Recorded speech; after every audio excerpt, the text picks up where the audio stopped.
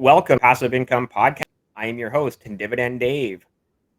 Please be sure to subscribe. I have so many incredible upcoming guests that you will not want to miss.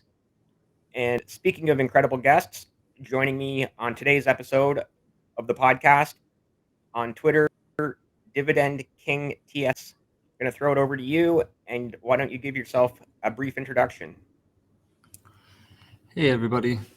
I just wanted to say thanks, Dave, for having me on the podcast. I'm really excited to go over everything here. My name's Dividend King on every social media. I'm most active on Twitter, though, and I'm really looking forward to this. So, just let's get on into it. Awesome. So, as you know, you've seen some of the podcasts. We just kind of go through the different sectors, talking about some of your favorites, talking about some of my favorites, back and forth. Obviously, TSX, so you are also located in Canada, so I'm sure this will have a primarily Canadian theme to today's episode. Yeah, of course, if you want to talk about American stocks, that's okay as well. Perfect. I do hold a little bit of American stocks, mostly Canadian, but I think I have 6 or 7 American stocks. That we can definitely talk about that as well once we get down to it. So what sector do we want to start in? Let's go with banking and financial, again, because we are in Canada and we know how strong the Canadian banks are. That's my favorite sector. Okay, well, perfect. Good stuff. Glad I decided to start there. There you go. Obviously, as every Canadian investor and a lot of American investors know how strong the top 5 Canadian banks are. So just go ahead and give your thoughts on any or all of them. So honestly, from an investor's standpoint, you could pick any of the Canadian banks and invest in them and be pretty solid. It's not really, in my opinion at least, I'm sure there's people who pick certain banks over certain banks. For example, I'm kind of biased to TD. Not even sure why. That's the stock that I picked. You know what I mean? Right. But to anybody just starting out, I believe you can pick any of the Canadian banks, and if you just continuously invest in it and reinvest your dividends in it, you'll have no problem. Because, like you said, the financial sector is really the backbone of the Toronto Stock Exchange. It makes up, most of it anyway. Like it's what powers our market. So investing in those banks, like even I have a lot of ETFs that hold banks as well. But for standalone banks, I only hold TD, and I just started a position in Bank of Nova Scotia as well, just a very small one, but TD is definitely my main. What about yourself? I would definitely agree with you 100% there that you can't go wrong with any of the 5 Canadian banks. Obviously not financial advice, but yes. And I think a great point that you made there as well is ETFs are a great way to have exposure to more than just one of them without owning any of them outright. So, and that's where I'm at right now, is I have an ETF that has at least 4, if not all 5 of them in their fund. We'll make sure that ETFs are the next one that we jump to then, so we can talk about that. Sure. So do you hold any individual banks? Not outright, not yet. Obviously, that is something I plan to add in the future. And again, I'm a little biased to probably Royal Bank just because I've banked with them pretty much my entire life. That's fair. Currently, I have my mortgage with Scotiabank, so I'm a little biased there just because that's what I use. And, of course. Yeah. And I randomly have my Visa through CIBC, and that's because my previous mortgage was with CIBC. So those are just the banks I've used the most. So really, you could go anywhere. But like I said, any Canadian really can buy any of the banks and not have to worry about it. Yeah. Did you see that tweet? And I've put it up on the last couple podcasts, and it was from @SettlingNomads, and it showed how long each of the Canadian banks have been paying dividends. I don't think I have, actually.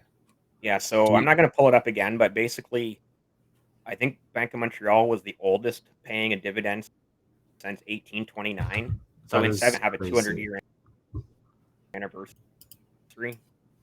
That's like unheard of, you know what I mean? Bank of Nova Scotia was net at, I think, 1833. So, pardon me? That's unheard of. Like, that's such a long time for dividend growth. It's insane. Yes. Yeah. I can't imagine any other company anywhere close to paying dividends for 200 years. No, honestly. Not that I can think of off the top of my head. I'm sure there is, but nothing that I can think of off the top of my head for sure. Yeah. Yeah. Maybe in some of the older exchanges like in Europe that we don't know much about, but in North America, I highly doubt there's anything that has been paying a dividend longer than 1829. Yeah, Don't like quote me on that's. that. Maybe there is. I'd have to do some research, but I actually posted. anything else in? I posted Sorry, go something ahead. about. I posted something about banks on my Instagram a while ago, going over the Canadian banks. I'm just trying to pull that up now so I can go see it here. Sure. Oh, I can't seem to find it, but it was going over basically. It went over 3 Canadian banks and how long their dividends were being paid for. Right. And I'm pretty sure I did have that one where they're coming on their 200 years here soon. Yeah. Yeah. That's phenomenal. Like, it's so unheard of, and you Yeah. can't ask for a better place to park your money. No, and I think the least old one, if that's the way to say it, was Royal Bank since 1870. So like still over 150 years. Yeah, you can't beat that. Like, you can't. I'm dividend kings in the states. That's a 50-year increase, right? Right. Um, but even still, just the amount, like paying that many The years. continuity. Yes, exactly. Like, that's it, right? Like, that's. I Yeah. can't say anything Yeah. more, There but that's just amazing. probably not an increase every year. I'm sure there wasn't an increase every year for nearly 200 years, but of paying it every quarter for going on 200 years now, right? It's Exactly amazing. that. Yeah. Anything else in banking and financial? Anything in the U.S. that you have your eye on, or any of those few U.S. stocks in that sector, or should we move on? Um, we could move on if there is something else. We'll jump back to it, but that's pretty much it that I can think of right now for that sector. Yeah, cool, cool. So you mentioned ETFs that we want to maybe talk about next. So yeah, just go for it. Like I think I only have that one that holds the 4 or 5 Canadian banks, and it's got some of the other strong Canadian companies in it as well, Bell and Telus. I think it also Okay, has Sun perfect. Life and Manulife. Do you know what Yeah, ETF it is so off the top of your head? DFN. Okay, perfect. So for me, I actually just recently sold my old car, so I just dumped all the money from that into VDY. Oh, nice. And yeah, exactly. Just the Canadian High Dividend Yield Index Fund from Vanguard. Yep. Um, so just real quick, their top 5 holdings is Royal Bank, TD, Enbridge, Bank of Nova Scotia, then Bank of Montreal. Um, Back to that extremely strong financial sector that Right. holds our economy. Also, the energy Yeah. sector, like you do get that Enbridge and the TC Energy Corp. We Right. do have a strong energy sector as well. Definitely. Um, so this ETF actually makes up around 30% of my portfolio. Right. So it's one of my bigger individual holdings. Well, not individual because it's the ETF, but Yep. um, I think it's awesome though because like we were talking about, I believe it covers the backbone of the TSX. Right. Yeah, and Um, it's very nice oh, when you get exposure to the different companies and different sectors all wrapped up in just gift wrapped in a bundle for you, basically. exactly, and ETFs are the easiest way where you could just set it and forget it. Truly, Yep. the most easiest way that anybody can get invested. Just pick 3 or 4 ETFs and split your money and put it into it and contribute every 2 weeks and reinvest your dividends. Check back in Yep. 25 years, you'll be laughing. Exactly. Right. Exactly. Exactly. Any other ETFs? on your So, watch list or that you have or interested in? well, I hold three more ETFs. So, the second ETF I hold it's called HCAL. It's a Hamilton ETF. It holds it holds its counterpart ETF, which just holds the Canadian banks, but this one also provides a 25% leverage to it. So basically, they're just making a little bit more money, or so they say. Yep. And once again, just back into that banking, I believe our banks are really strong. So I hold this one strictly for it is just the top five banks. They hold Right. the top three hottest banks, and then I can't remember actually. Sorry, off the top of my head, how they Yep. split up the thing, but they're a nice ETF, providing Yeah. a 25% leverage on it. So Okay, cool. I also hold ZWU. That's Right. is a oh gosh.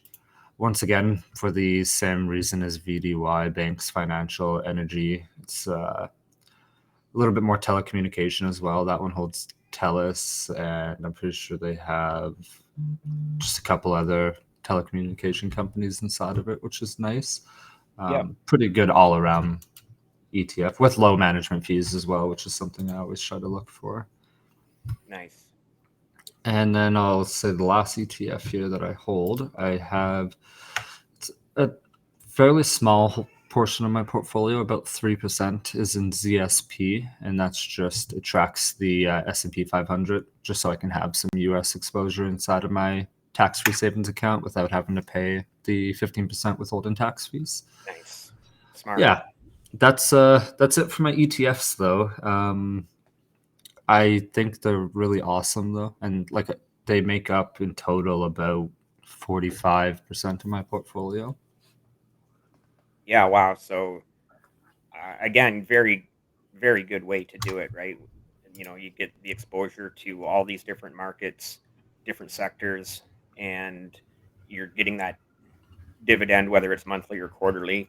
And Exactly. so, yeah.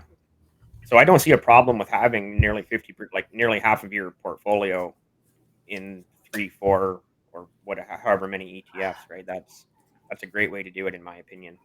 I think so too, and I know I don't think we mentioned this since we started recording here, but I'm 25 years old.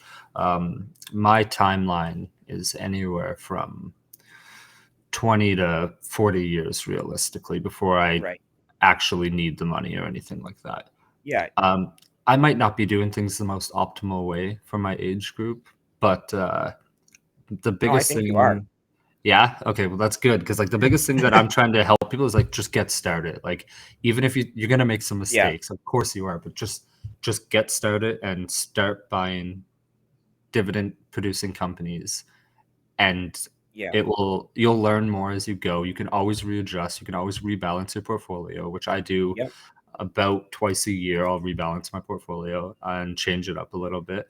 But I really believe you can almost buy any dividend paying company at, I say almost very carefully there. There's a couple yield traps that you want to look out for. Right. But most people can just start buying dividend paying companies, especially if it's a good company like the TELUS, the TD, companies that have been around for years and are still going to Sure. be around in 20 years. Um, you can really buy any of them and not have a. Well, My and that's thought is, right, you'll never have a problem. basically we've already mentioned sort of like three of the strongest sectors in Canada being the banks, energy, and the telecoms. And there's so many great companies, whether it's the five banks, Bell, Telus, Rogers, and the telecoms, or you get into the energy sector and you have your Algonquin Power, Zembridge, and so forth, right? So, and To they're all paying that nice dividend, and those companies aren't going away in the next 10, 15, 20, 25 years. Exactly. Speaking of Algonquin, actually, that is my largest individual holding. It makes up 10% of my portfolio. Nice. Just that stock alone. I Absolutely love it. It's probably one of my favorite companies. I love the idea. Like they do wind, solar, hydroelectric, thermal, Yeah. generating and selling. I think they just crossed 1 million active customers too, which is like that's wild. That's so many people. And Yes. that's in multiple countries. Like that's in Chile, Bermuda, the States, and here in Canada. Like Algonquin Right. is definitely a favorite. Yeah. Yeah. No. I have a position in Algonquin as well. I'm not sure exactly even how many shares I have in it or what percentage it is of my portfolio, but I'm definitely not disappointed that I have it. No, exactly right. Do you track your dividends, Dave? Yes. What do you do to track your dividends? An Excel spreadsheet. Okay, yeah, that's what I do. Yeah, and do you just how I do it is once a month. I'll basically, oh no, sorry, not Yeah. once a month. I'll do it as soon as I get the dividend, just because I'm so eager. I get the dividend and I just hop on right away and I update it. Um, I have it set up so it shows me the company that pays me and then what month it pays me, and then it adds up the totals on the bottom and off to the side so that Yeah. you can see exactly. Yeah, it's perfect, right?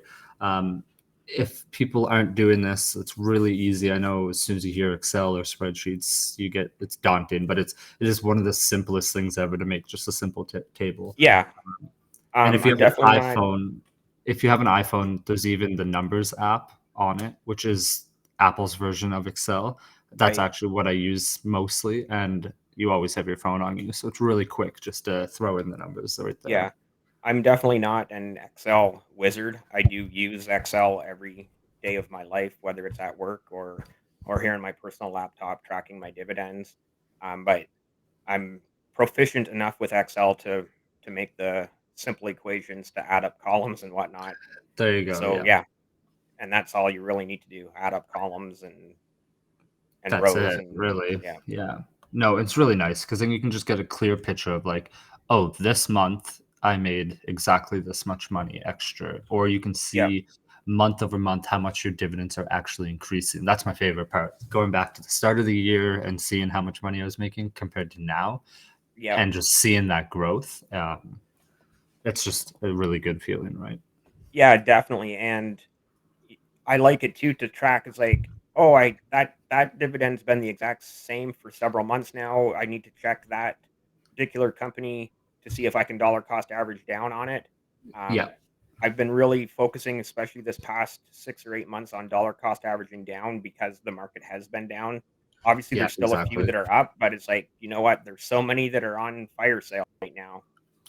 It's hard because I'm still, well, with my age, like I said, I'm 25 years old. I started buying dividend stocks about a year and a half ago. When I first started investing 2.5 years ago, I was all for the meme stocks and the random stuff that you saw Yeah, on Reddit. Um, but since I've switched up my investment strategy, I guess, strategy. Yep. um, it's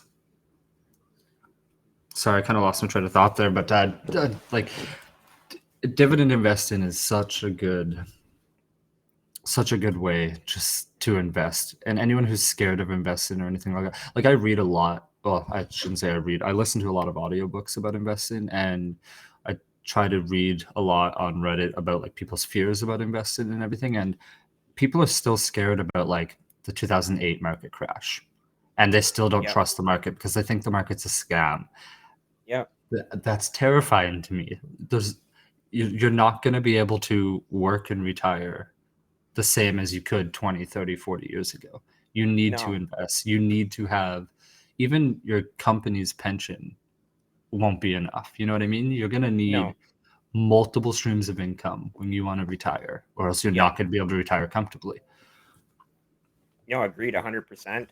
I'm sure, as you know, even as young as you are, that I just if you're trying to retire at 65 in Canada and all you can rely on or have is the CPP, Canada Pension Plan, and OAS, Old Age Security. Those two things alone are definitely not enough to to make ends meet in this day and age. No, not So even close. You know what I mean? not even Like, close. no.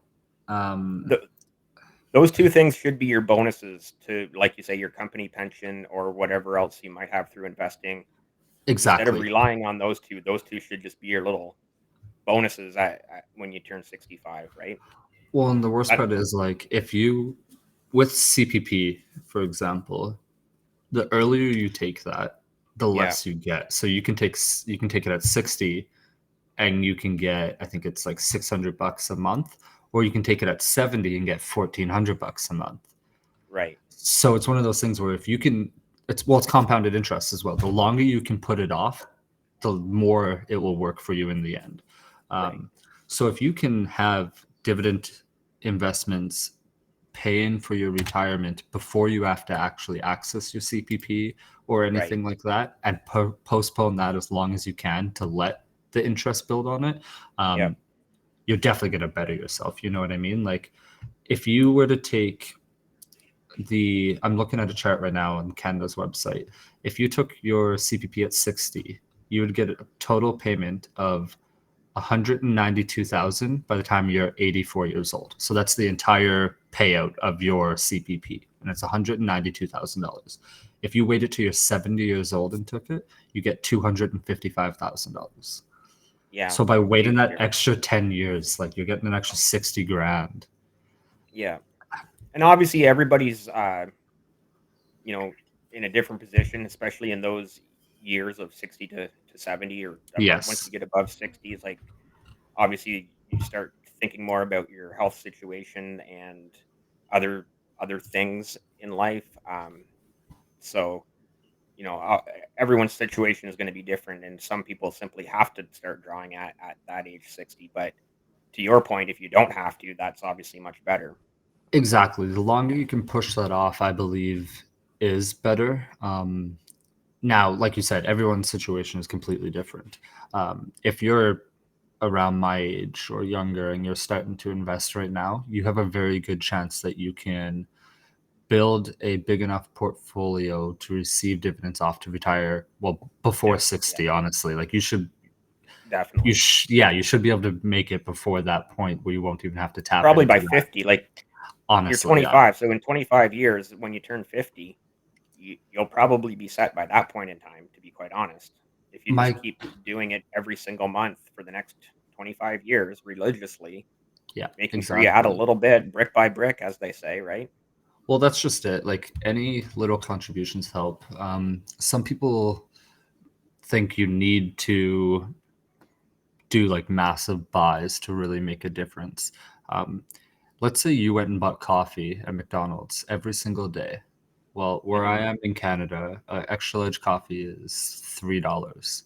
So you take that $3 every single day, and instead of buying your coffee, if you, I know this is such a stereotypical thing, make your coffee at home, but Yeah, honestly, if you make your coffee at home and you invest the difference, that money yeah, that you're investing will add up so fast because you don't right. realize it because you're spending it and it goes away. But once you start accumulating that and you actually start saving it and holding it and building it, and then the dividends start working for you, and you realize how much money making money really can be easy. You just have to live Yeah. within your means. And a lot of people don't want to live within their means. That's what I found.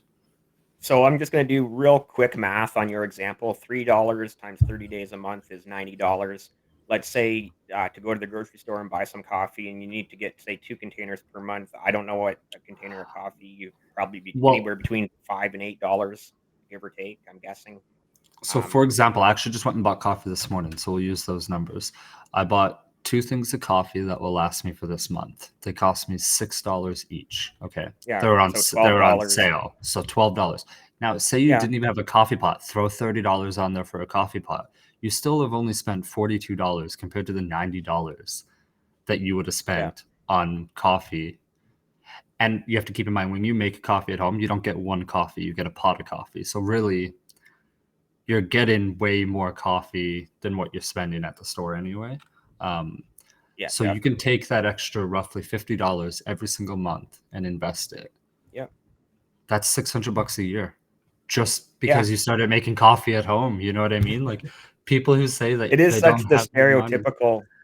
It It is is. such the stereotypical example because obviously there's hundreds of other ways to save money or to watch your cost. Opportunity cost means you buy one thing, then you don't have an opportunity to buy another thing. So Correct. Yeah. yeah, it's just funny. Like everybody always comes back to the coffee example, and sure, you know what? It's fall. Go get your pumpkin spice latte once or twice, but don't do it every day because those are probably $7 coffees or $8 coffees at Oh, Starbucks. I would imagine, yeah. Like this morning, the wife and I were thinking we didn't have creamer at home, so we had to go grocery shopping this morning, which we like to do it in the morning anyway. But we went to Yeah, go. We were thinking about stopping at Starbucks to get a coffee before we went, and we thought about it, and that would cost us about $15 for both of us to stop and get a coffee in the morning. yeah. It's just And not then you go, worth it. that's That's so it's not much worth it. money. No.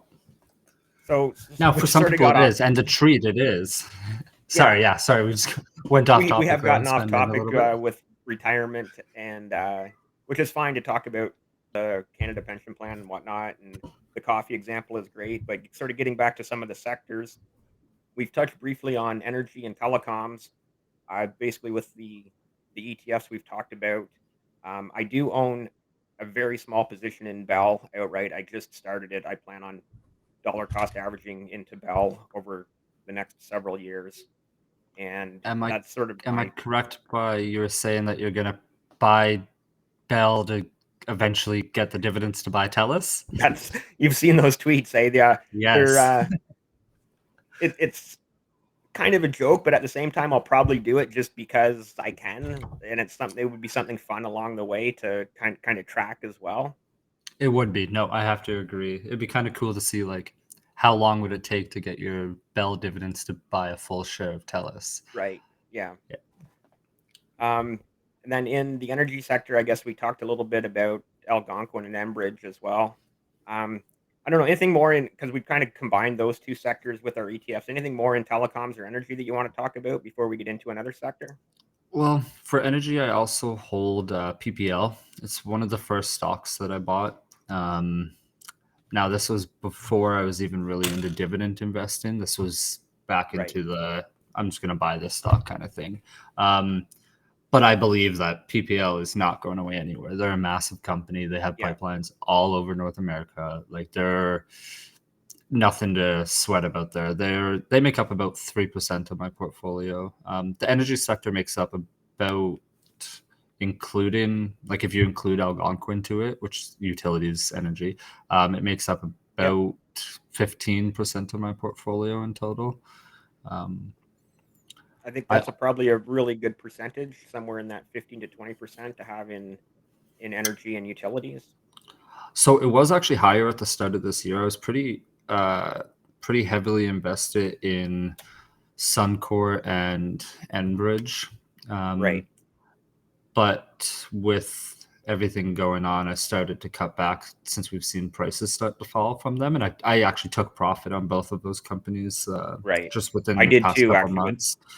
with Suncor. I took a little bit too because I got it at a nice price somewhere in the low to mid 30s, and then at one point this year it spiked up to over 50. And Exactly.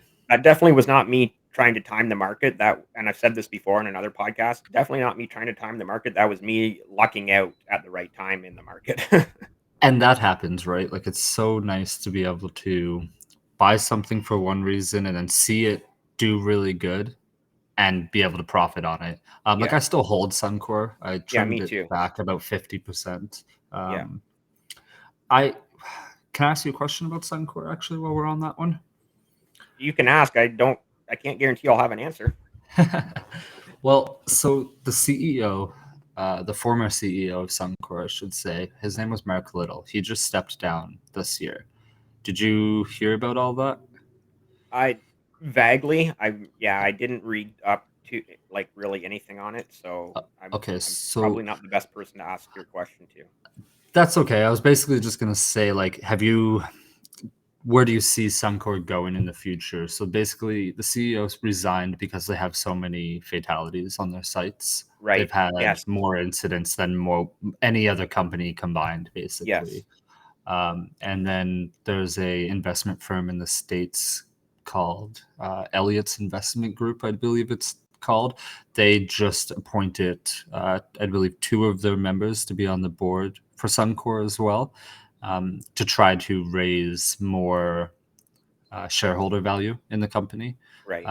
and increase safety, which I think if Yes. they don't increase their safety, like it's 2022, we shouldn't have contractors dying on sites anymore. Like I know that like accidents happen, I totally understand Yeah. that, but it's with like I've worked in the oil field before. I currently work in a utilities company. Safety is like the number one thing, like full Primary stop. concern. Not yeah, like Yeah. nothing happens unless it's safe. You know what I mean? Yeah. Um, as it should be, because a human's life really is Right. valuable, right? Like you can't. So Yeah, it's rough. now that you mention it, I do recall that about the high number of fatalities Hmm. within Suncor, and yeah, I agree with you. I've worked construction in the past as well, and health and safety is preached obviously on sites because yeah, you don't even, let alone dying, you don't even want to see people get hurt, right? No, exactly. Like that's such a there's so many safety measures in place nowadays where it's almost harder to get hurt nowadays, you know what I mean? Like cuz you have to do so many things, you have to jump Yeah. through hoops. Um so it kind of blows my mind, honestly. So That I guess to try to give you a little bit of an answer to your question, I still see Suncor as a very strong company, a company that will get through something like this, something where they will obviously have to figure out their health and safety to lower those numbers of fatalities, preferably to lower them to zero. And but again, I agree with you, accidents happen, and there's always going to be people dying on the job, at work, and in several everywhere. different sectors, Yeah. obviously, right? Every Um, company, every sector will have it for sure.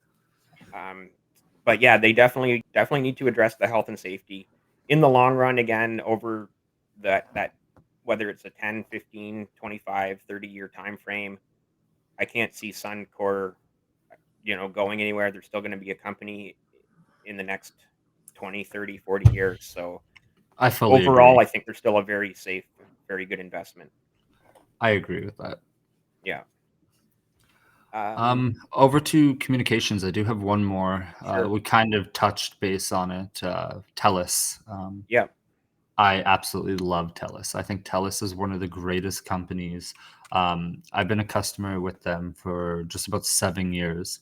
So to Yeah. put that in perspective, I'm 25 years old. 7 years is the longest I could Yeah. be a customer with somebody legally. You know what I mean? Like I Yeah. started when I was 18 years old, with a phone bill with them, but their TELUS's company is very smart in the sense of they're switching over to not switching over, but they're moving to the health sector a lot with I do believe it's called the Babylon app. And I've used it a couple of times where you can jump on a video call with any doctor and get prescribed medications or Oh wow. diagnosis over the phone. And it's all just from your own home. It takes about 10 minutes. Like it's very, very amazing stuff that TELUS is doing. And I don't think Cool. a lot of people really know about it yet. Um, but I believe TELUS is going to be, well, it has already been an amazing company, but Yep. I see nothing but growth for this company. They make up just under 10% of my portfolio as well. Cool. Yeah, I've been a TELUS customer in the past as well. I'm currently with Bell, and I'll tell you the only reason I switched from TELUS to Bell was because at the time I was living in Vancouver and I was teaching snowboarding lessons on Grouse Mountain. I'm not sure if you're familiar with Vancouver and North Vancouver, but and basically TELUS did not have reception on the mountain, and Bell did, and that was the only reason I switched. And I mean, that's a now, good enough reason, though. yeah, and now 10 years later, I'm still with Bell. It's kind of how it happens, isn't it? Yeah. Do you so you're with Bell. Do you ever have any plans on switching, or are you pretty happy with Bell? Again, I'm okay. Like, I'm okay with like what I have now. I'm back in Ontario now, and obviously they have great coverage Yeah. pretty well everywhere, and so does TELUS. So it's really, Yeah, I I don't guess from both a consumer perspective and an investor perspective, they're both really good companies, right? Yeah, I agree. They're kind of like one of the banks again. You can kind of pick either one of them and be pretty set off. Right. Moving into the next sector, one of my favorites is REITs, real estate investment trusts. What are your thoughts on REITs? Well, I actually just started a position in a new company this week because of you. I Oh started no! Oh you no! call I'm pretty sure you commented on, oh, what was it, Self-Made Misery's post about RioCan, and you said every Canadian investor should have RioCan. Oh I did no! not hold RioCan. So I purchased some this week.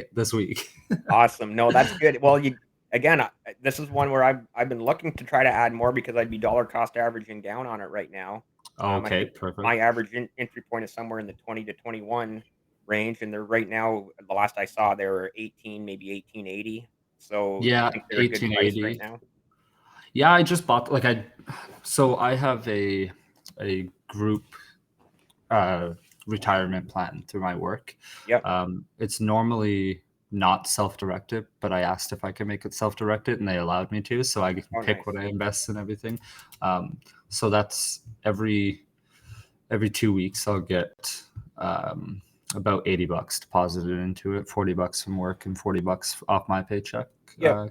contributed to it. Um, and I just started this portfolio, I think, a couple of months ago. So it's not Yeah. just accumulating phase. So I bought 4 shares of it on the 20th this week, a couple of days Awesome. ago.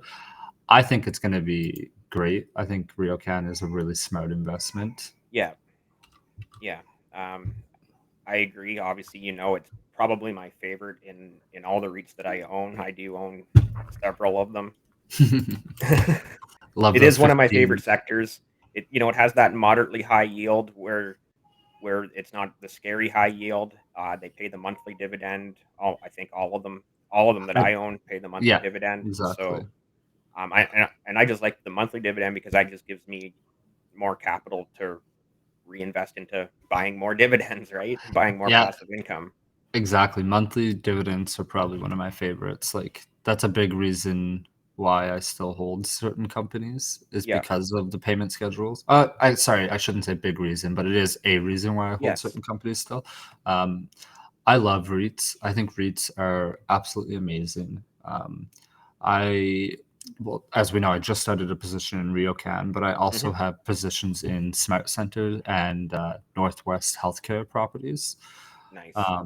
And those make up 6 and 7% of my portfolio, Nice. respectively. Do you hold Smart Center? I do not. It's been on my watch list for a long, long time, and it's just a matter of when, not if. Eventually, Yeah, I will get some of that one as well. that's fair. I think Smart Centers is a really, really awesome one in the Yeah. sense of last I checked, they had 127 Walmart locations. Yeah. Wow. Walmart's not going away anywhere. We know this. No. No. Um, And I see the kind of probably the biggest reason I don't own Smart Center yet is because I do own RioCan, and they're very, very similar. yes. Yeah, that's totally understandable, actually. Right. I never really thought about that because, once again, I just started my investment in RioCan, so I Yeah. never really looked at that. Because Smart Center does hold a lot of apartments, a lot of general stuff like that RioCan does hold. But RioCan is the largest in Canada, if I'm not mistaken. I don't know exactly, but I wouldn't be surprised if it is. Yeah. And then the other one I hold, Northwest Healthcare Properties. Have you heard of that one? I love Northwest Healthcare. Ah, perfect. I think that was the first REIT I actually invested in, and I'm in love with it. I think it's awesome. Like it's the smartest, Yeah. in my sense, it's the smartest thing ever because like why wouldn't you want to own properties that hospitals and doctors and healthcare Yes. offices are in? That's never going away.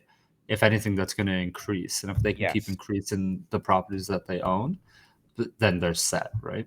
So there's a so earlier this week, I dollar cost averaged down on a few more shares of NWH. I think I got 7 or 8 of them.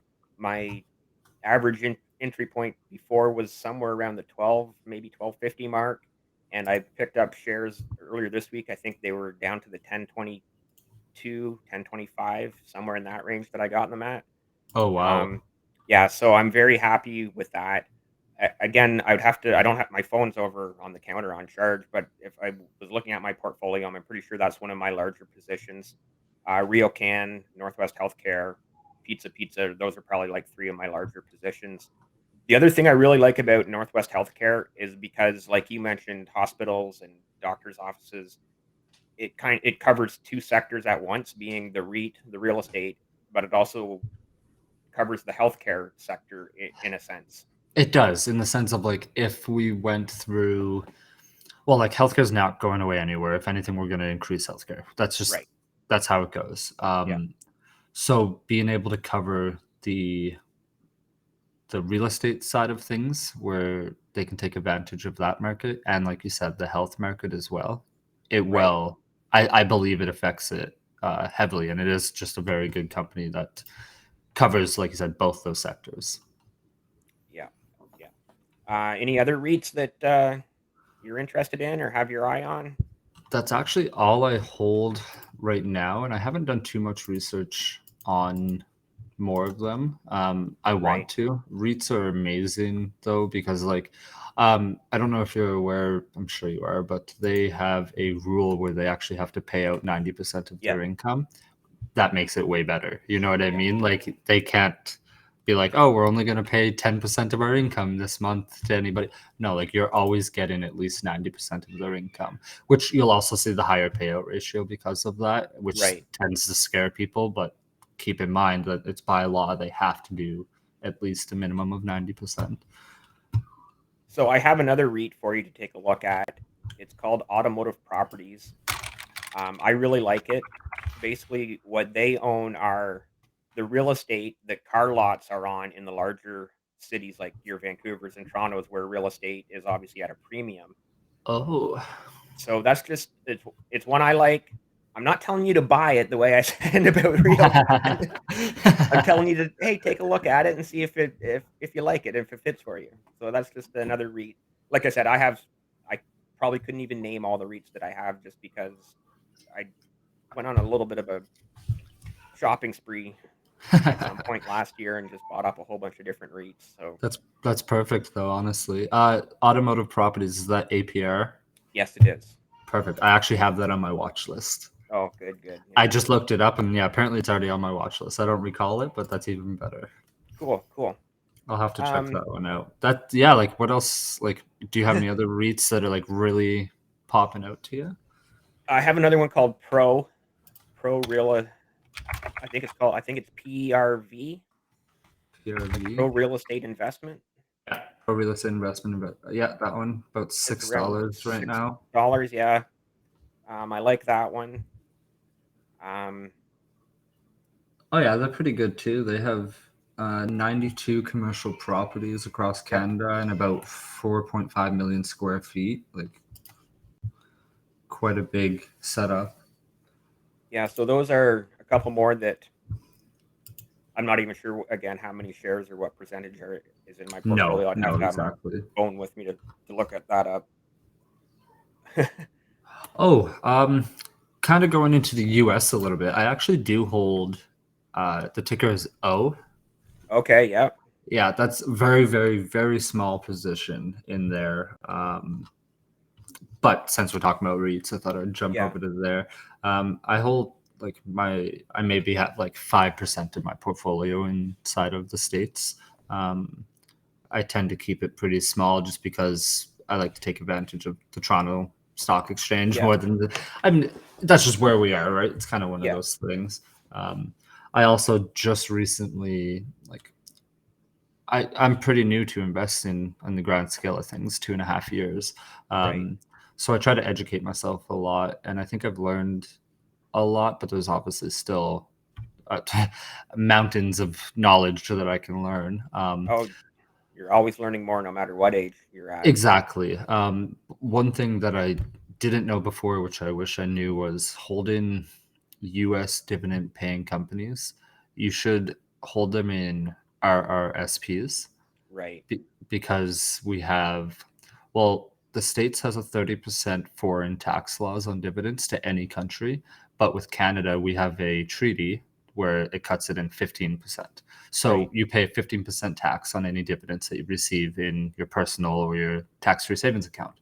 But if it's in a retirement account, you receive it's zero. Right. There's zero taxes on it. And I wish that's something I knew earlier because I would have started, dipping my toes a little bit more into the American sectors a little bit quicker. Yeah. There's so many companies down there that, like Starbucks, for example, that we were talking about earlier. Yeah. They're that company's never going away No, you've ever, right? probably seen some of my American guests that I've had on here, and obviously there's so many great U.S. companies that get talked about. Oh, obviously being one of them with so many people on Twitter as well that are really like Ro for obvious reasons. But then the Johnson and Johnsons, your Apples, your Microsofts, like you said, Starbucks, McDonald's, Coca Cola, Pepsi, like Literally, like the list just it's goes on and crazy. on, right? It seems like it would be a never-ending list. Costco. Actually, that's a nice segue into my next. Speaking of Costco, Coke, Pepsi, uh, food and consumer staples. Anything that you have there? Like I mentioned previously, I have Pizza, and I have Rogers Sugar. I like Rogers Sugar. It's a quarterly paying dividend, fairly nice yield. So that's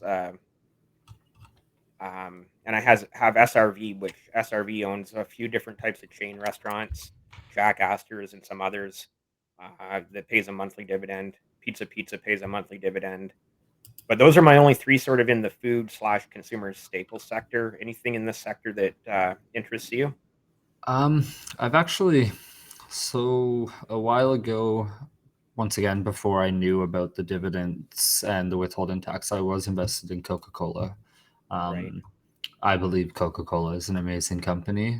Yeah. And they've been around forever, and once again, they're never going away. Um, but that's actually, I don't hold them anymore. I cut my position after I did some more research about tax laws and Right. everything, and I'm looking at investing in them again. Um, but I actually don't hold any food or anything like that. That's not something I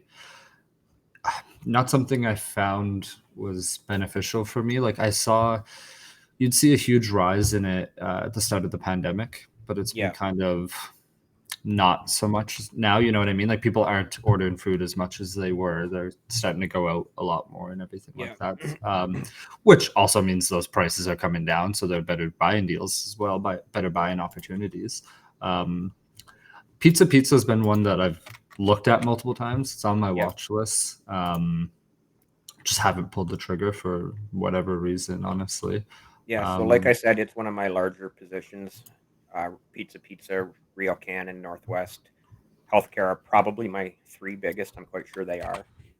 why Um, do you like Pizza so much, out of curiosity?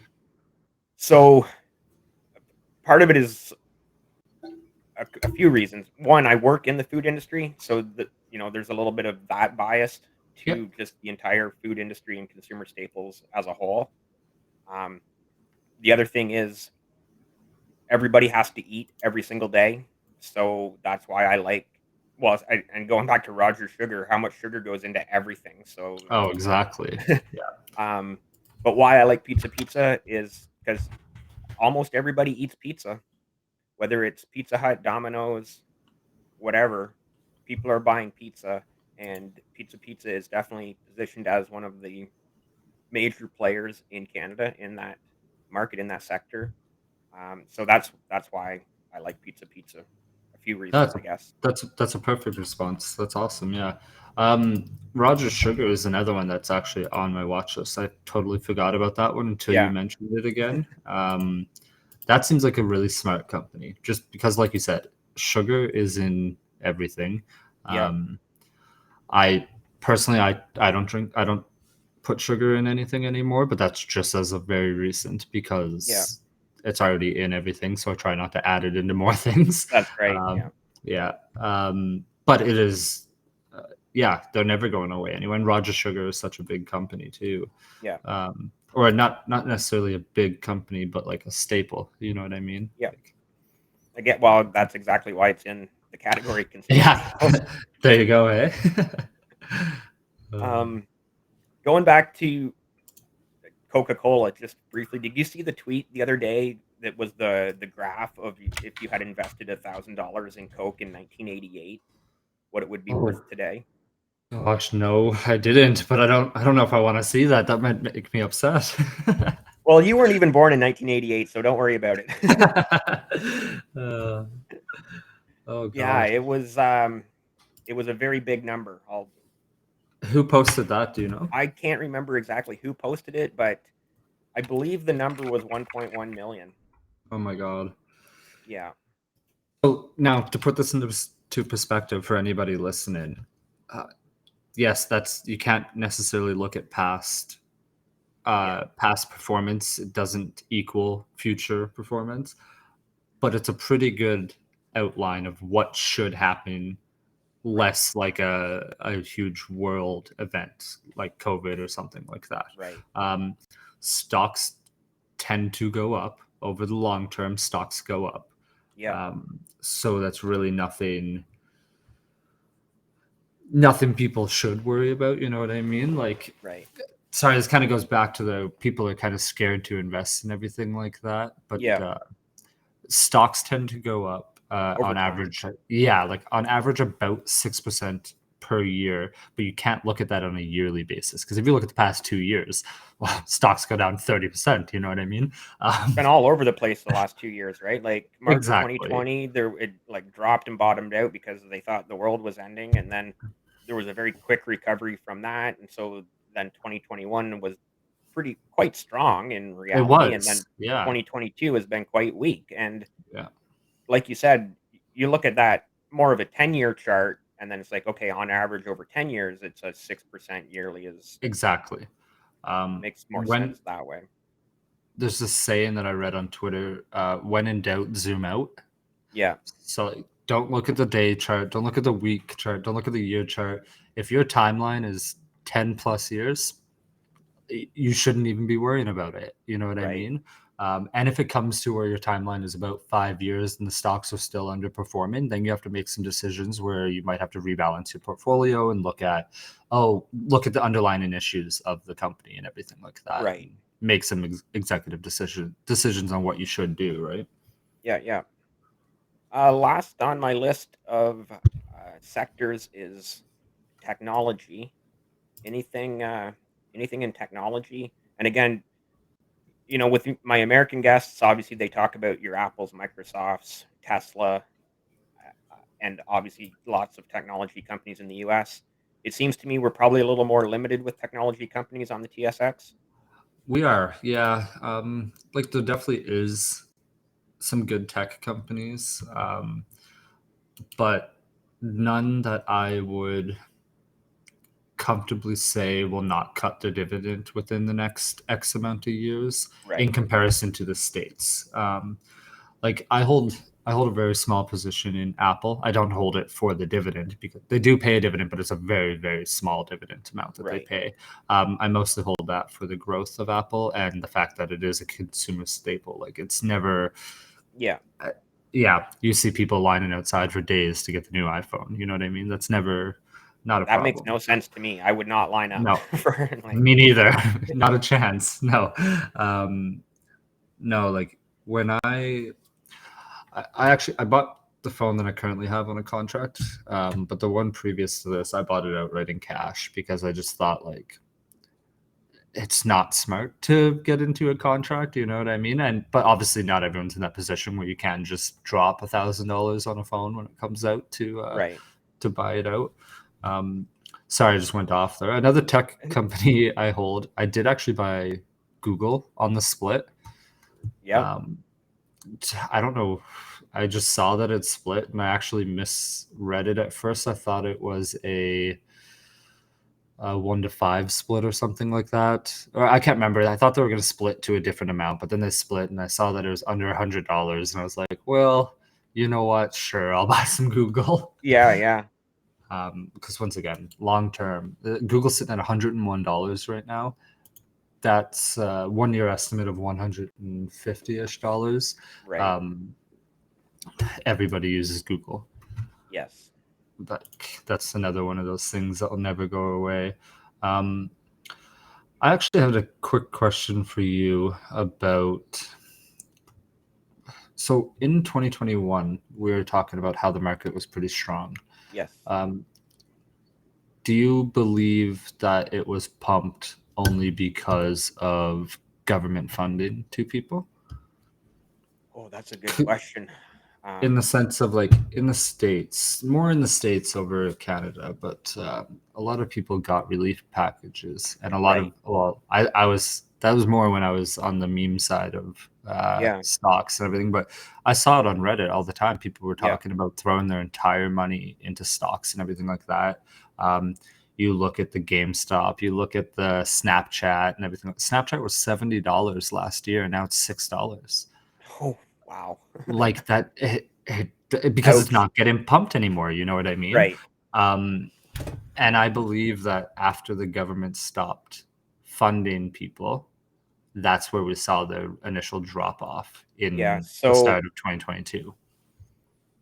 I think to add to that too, there were a lot of people in those years, like whether it was 2020, 2021, people sitting at home on their computer or on their phone looking at, like you say, these meme stocks on Reddit, your GameStops and AMC and Yeah, whatever other ones that like the snap that just shot up, and the odds are very good. Some people did very well and bought at the bottom and sold at the top, but I can guarantee you those people are would be outnumbered by the people that bought at the top and now are like bag probably still holding. holding a $6 stock, hoping Yeah, someday it might go back up so they can recover, right? Or it's selling at a loss. And I mean, exactly. I've stayed away from all of those meme stocks because I knew they were just hype. Um, yeah, it's a tough. I think it's a tough pill to swallow for a lot of people. Um, for some reason, the mentality, and I don't know if you're into crypto at all. I have some crypto holdings, but I think Bitcoin is a perfect example of this. When Bitcoin was at above 60,000 US dollars, everybody thought it was a great investment because it was going to 100,000. But now that it's at 20,000, people think it's a horrible investment because it's going to go to zero 10,000 or dollars or whatever. whatever. Yeah, um, And, it's and I kind think the of mindset should be almost the exact opposite. At 60,000, Bitcoin is probably not a good investment, but at 20,000, you know what? Bitcoin probably is a pretty good investment because odds are very good. Someday it will go back above the 60, or its all-time high was 68, 69. so Dave. This is where people like you and I make money. Yeah. You know what I mean? Like you can't. I believe it's Warren Buffett who said it, but Yeah. be fearful when others are greedy, and be greedy where others are fearful. Yeah, And exactly. that is the truest statement to that. If you see a bunch of news pumping up a stock, and the stock is already on a 10 to 15% rally, you probably missed the boat, and you probably shouldn't buy it, Yeah. because there's a good chance that that stock is going to go down. It's probably just like, you know what I'm trying to get at, right? Buy Um, the rumor, sell the news. that's it. Yeah, you should never buy the news, because you're every You're time you already buy, behind. yeah, like you're making someone else more rich. That's it. Yeah. Like you're just you're late. If you see it on the news, you're already late. Um, and that's why I stay away from. I call it speculation investing. Like Right. I personally cannot pick a stock that I think will go up. All my stocks, I don't care if they go to a dollar, as long as they pay the same dividend. Like Yeah. I don't care about their price. Their stock price is irrelevant to me, as long as they pay me a monthly, quarter, yearly dividend or whatever. Yeah. Um, and as long as it's not interrupted, I don't care about the price. Yeah. I'm would agree with you there. My biggest thing is watching for a company that cuts or slashes their dividend. Those are the things that scare me more than anything. I want that consistent dividend to stay the same Yeah, month no, to month 100%. after month, quarter after quarter, whatever it may be.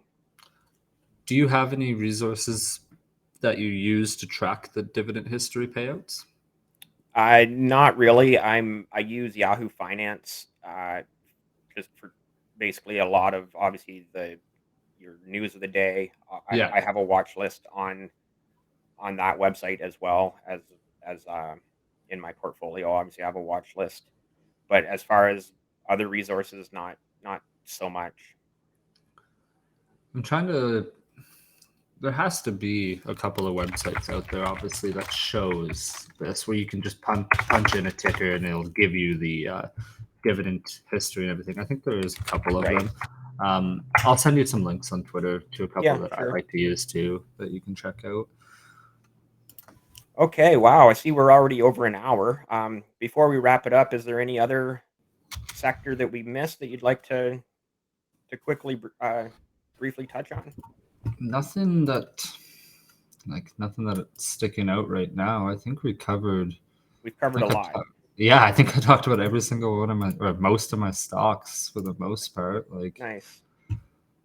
All right. Well, good stuff. We'll wrap it up here. I want to thank you so much for coming on. Before we go, is there anything you want to shout out? Obviously, shout out your Twitter handle. Anything else you have, like a blog, a newsletter, a YouTube channel, anything that you want to promote? Um, so I go by the same name on every social media, whether it's Instagram, TikTok, YouTube.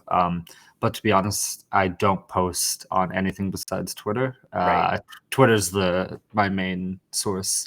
Um, I really enjoy the community that we have Yeah. on Twitter. It's such a nice group of people that you can communicate with, and I find it a And lot encouraging easier. and Yeah, supportive. And yeah, and I it's a can't lot believe easier to how, communicate on Twitter than it is on Instagram yeah, or on anything else. I can't believe how supportive everyone has been on Twitter in the launch of this podcast and being willing, like yourself, to come on and spend an hour of your time with me. So, thank you so much to you and everyone else who has either already been on or is scheduled to be on in the future. Uh, if you're watching this on YouTube or listening on audio, please be sure to subscribe so you don't miss any of those upcoming guests. And we'll wrap it up there. Thank you so much to Dividend King TSX for being on the Passive Income Podcast. Thank you so much, Dave. I appreciate it.